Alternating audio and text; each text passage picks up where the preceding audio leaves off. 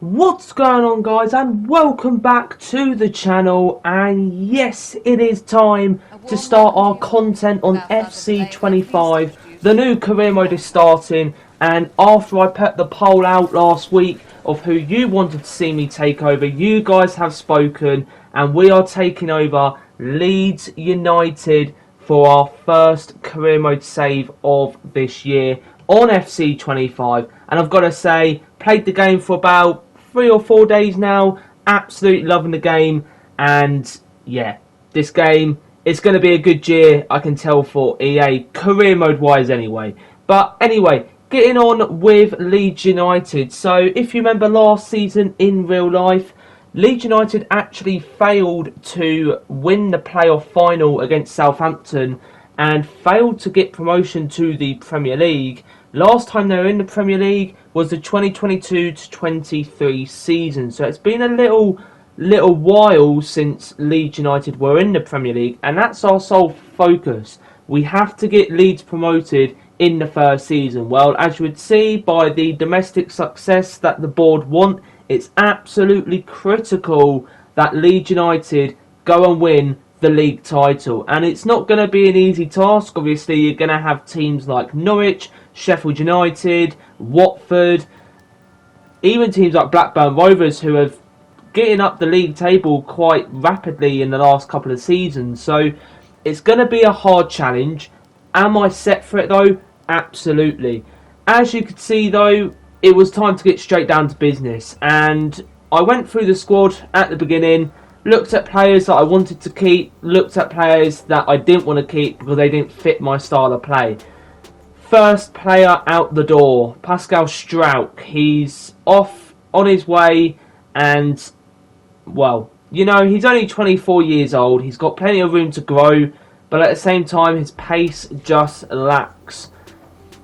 As you would see though, the next player out the door, Sam Byram, off to Everton. And when I do transfers, I look for offers and I look for deals that are realistic, like this one here, Joseph, the 20-year-old 68 rated striker, Spanish, going out on loan for a season to a Spanish club, Cadiz, I believe it was. And that's realistic, you know. If a player is going to go out on loan, they're going to go somewhere that they're going to get game time.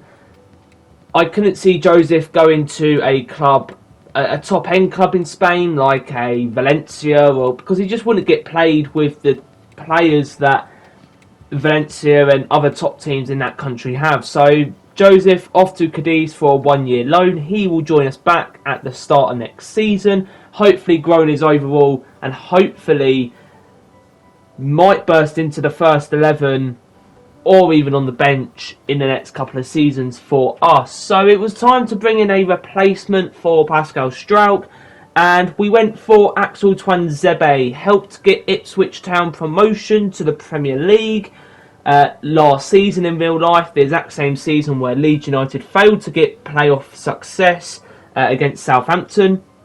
So Axel Tuanzebe here joining us in from Ipswich Town, and you know, it's realistic. He's English, he's quite low in his overall, he didn't really cost us that much at all either, and you know, he's been here, he's done it before, and he's going to help hopefully Leeds get promoted again. So Axel Tuanzebe, the man that helps teams get promoted, there you go. Well, it was time to go in for another man then, and I decided to go in for a new right back. Again, if there's any positions that I want to boost in the first couple of months of this season, then it's the defence. You can never have too much of a good defence, and we also need good backup in the defence as well. Hence why Struijk and Byram left as the first two outgoings this series. So I went for Jed Spence of Tottenham. Now, Jed Spence of Tottenham not really going to be bursting into the first 11 with players like Pedro Porro, Destiny Udogie in the first 11. So Jed Spence picked up here for about £3 million, just over £3 million. And, you know, another English signing. He's young, he's got plenty of room to grow, he's quite quick as well, so he can go on the overlap on that right hand side, linking up with Dan James. And you would see here me setting up my youth scout. Now, Youth Academy, it's had a whole new boost in this year's game. You can see you can actually pick your positions of places you want to scout and the roles that you want scouted as well. So I went for my scout to go to England, travel to England if he's not already in England, travel to England for 9 months to see if we can boost the midfield. Centre attacking mids, centre mids and CDMs. Obviously CDMs can be converted into centre mids if they can play there, but if they're a CDM they may also be able to play centre back as well, so it could work both ways. Third signing though, and again you might be thinking to yourself, how many signings do you want to make in your first season? Well, only 3 signings, and this one is one we needed. Patson Daka of Leicester City, 25 years of age, 74 overall. He's going to come straight in. He's going to go straight into the first 11 alongside Dan James and Wilfred Gnonto. So there you go. Patson Daka, he's wearing a number 15, but that will be changed. He will be wearing number 9 when I can sort some shirt numbers out. Again, I'm still getting used to the new menus in this year's game.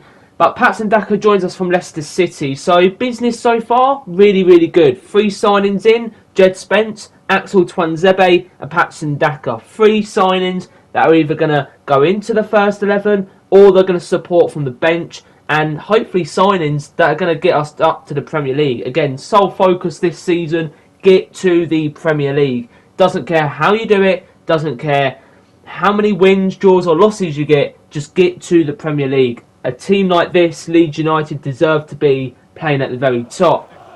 So it was time for the first game of the season then, taking on Portsmouth at home, first day of the season at Elland Road in front of the Leeds hopeful.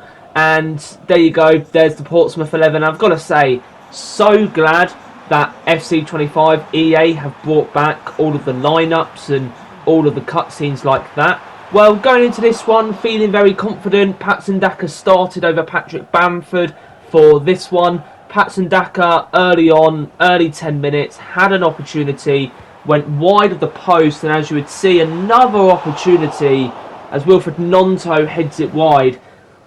We had the opportunities, we just couldn't take them. Well, as you would see, it wouldn't take much longer for the first goal to go in at Elland Road, and it went to Leeds United. Yet 23 minutes on the clock, Patson Daka on his debut goes ahead and makes it 1-0 to Leeds United. But Portsmouth were looking sharp. They were looking sharp as they had an opportunity there. Ilan Melier goes ahead and makes the save. Half time, 1-0 to Leeds United. Much more work to do in the second half. Well, as you would see, straight from kick-off, straight on the attack. Dan James down the right-hand side. Patson Daka on the header. Heads it wide, and how many chances are we not going to take? In my head, on the touchline, I was thinking, if we have all these chances and can't take them, and Portsmouth manage to get a point out of this, I'm not going to be very happy. If you're going for the league title, you need to start strong. So, as you would see, just past the 50th minute, we would go ahead and score again, and it's another one for that man, Patson Daka. I get the feeling he's going to be scoring a lot of goals this year. But dying moments of the second half, going into the last half hour, Portsmouth have a corner, and you would see the clean sheet that I so desperately wanted is taken. Portsmouth make it 2-1. Could they get a winner or even an equaliser? Well, full time it ended Leeds United 2, Portsmouth 1. 3 points on the opening day, but far from convincing. And when you think about the amount of chances we had in that game, to not be taken as many of them, it's quite disappointing really. So, as you would see then, post-match interview, being asked about several different players. Wilfred Gnonto, Schmidt and Rothwell. Obviously, Rothwell is only here on loan for the first season. He will be going back to Bournemouth at the end of this season. But Schmidt and Gnonto, good first game. And we hope to see more of them soon and some more wins. But guys, if you did go on to enjoy today's episode, make sure you smash the like button and subscribe to the channel as we're on our way to 200 subscribers now. And I'd love if you could appreciate if you could get me there. Thanks, guys. I'll see you very soon for the next episode. Bye for now.